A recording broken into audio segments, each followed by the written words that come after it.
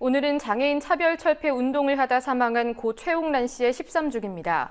지금 종로구 보신각 앞에는 장애인 단체를 비롯한 시민사회단체들이 합동 추모제를 진행하고 있는데요.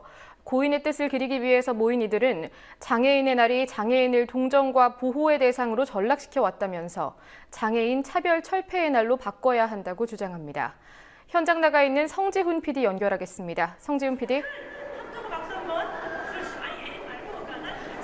네, 지금 현장 상황 어떻습니까? 네, 지금 이곳에서는 올해로 13번째 장애해방열사 추모문화제가 열리고 있습니다. 오늘 오후 2시 서울 보신각에는 장애인과 비장애인을 비롯한 300명이 모였습니다. 11회 전국 장애인 대회와 420 장애인 차별철폐 공동투쟁단의 출범식을 위해서입니다.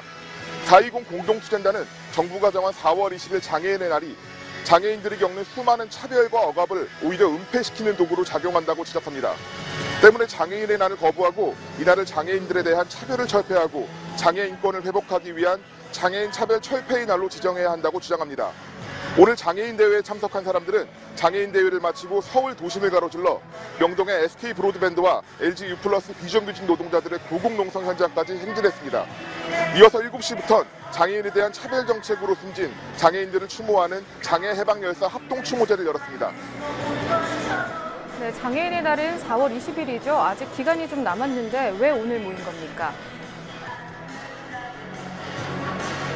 앞서 말씀드린 대로 장애해방열사 추모제는 올해로 13번째입니다. 2002년 3월 26일 사망한 중증장애인 최홍란 씨를 기리기 위해서입니다. 최홍란 씨는 2001년 서울역 선로를 점거한 장애인 이동권 투쟁과 장애인 생존권과 최저생계비 현실화를 위한 명동성당 농성 등에 참여했던 장애인권 활동가입니다.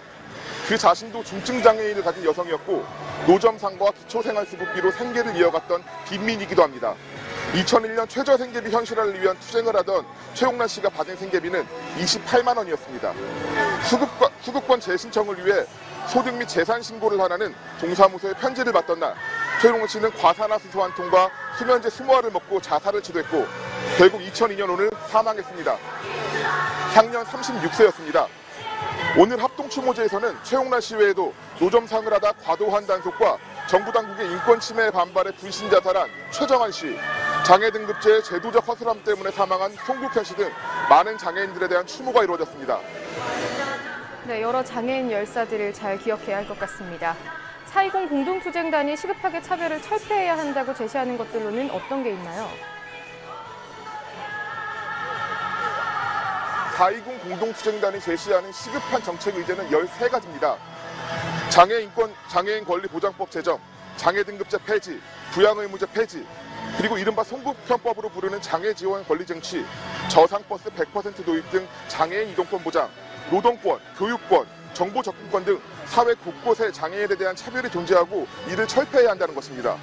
이동권의 경우 교통약자 이동 편의 증진 계획에 따라 전국 시내버스 등 저상버스 도입률이 41.5%가 되어야 하지만 2014년 현재 아직도 19%에 불과합니다. 시외버스의 경우는 더 심각해 장애인들이 이용할 수 있는 시외버스는 전국에 단 한 대도 없습니다. 교육받을 권리도 장애인들은 누리지 못합니다. 장애인 등에 대한 특수교육법은 특수교육 대상 4명당 1명의 비율로 특수교사를 배치하도록 하지만 정원학교율은 고작 55%에 그치고 있습니다. 2011년에 이뤄진 장애인 실태조사에 따르면 초등학교 졸업 이하의 학력으로 살아가는 장애인이 전체 장애인의 45.3%에 달합니다. 장애인들은 결국 중앙정부가 나서 근본적인 차별철폐 법안을 만들어야 한다고 주장합니다. 전국 장애인 차별철폐연대의 조연수 정책국장의 말씀을 직접 들어보시겠습니다. 2011년 장애인 실태조사 결과 전체 장애인의 약 3분의 1가량이 일주일에 3회 이상을 외출하지 못하고 있는 것이 지금의 현실입니다.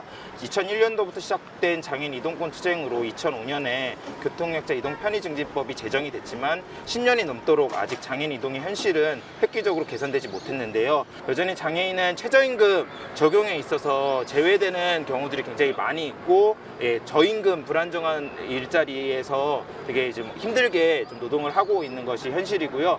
그로 인해서 다른 이제 비장애인 분들에 비해서 상대적으로 고용률도 2배 이상 낮고 그리고 그 실질적인 받으시는 급여 수준도 굉장히 낮은 수준이 지금의 현실입니다. 네, 앞서 13가지 요구가 있다고 했는데 이 중에 부양의무제와 장애등급제 폐지 같은 경우에는 좀 지속적으로 요구된 거죠. 어떤 것들인지 설명해 주시죠. 네, 장애등급제는 의학적 기준에 따라 장애인들의 등급을 나누는 제도입니다. 장애인들은 장애등급제가 장애인 개인의 환경과 욕구는 무시하고 획일적으로 복지 서비스를 결정하는 행정편의적 제도라고 지적합니다. 앞서 말씀드린 고 송국현 씨의 경우가 이 장애등급제의 맹점 때문에 벌어진 비극입니다. 중복장애 3급인 송국현 씨가 장애등급 때문에 활동보조 지원을 받지 못해 임시거주시설에서 홀로 머물다 화재 사고로 사망한 사건이었습니다. 부양의무제는 부양의무를 지닌 가족에게 수입이 있으면 기초생활보호 수급 대상에서 제외시키는 제도입니다. 현재 우리나라 수급자 수는 2014년 기준 135만 명이지만 정작 기초생활 수급에서 제외돼 제도의 사각지대에 있는 빈곤계층은 410만에 달하는 것으로 전해집니다. 2013년 한국복지패널의 분석에 따르면 신청자 본인은 기준에 부합하지만 부양의무제 때문에 탈락하는 비율이 신청자의 49.9%에 달하는 것으로 나타났습니다. 부양의무제는 가뜩이나 심각한 장애인의 빈곤을 부추긴다는 지적도 받습니다. OECD 회원국 평균 대비 장애인 가구의 상대적 빈곤율은 3배에 달하고 전국 가구 월소득 대비 장애인 가족의 소득 수준은 53%에 불과합니다. 장애인 차별 철폐연대를 비롯한 인권단체들은 장애등급제와 부양의무제 폐지를 요구하는 농성을 2012년 8월 21일에 시작했습니다. 오늘로 948일째를 맞고 박근혜 대통령도 대선 당시 부양의무제 기준 완화와 장애등급제 폐지를 약속했지만 여전히 현실은 나아지지 않고 있습니다. 예, 420 공투단 앞으로는 어떤 활동을 전개할 계획입니까? 420 공투단은 5월 1일까지 장애인 차별의 실태를 알리는 활동을 주력합니다.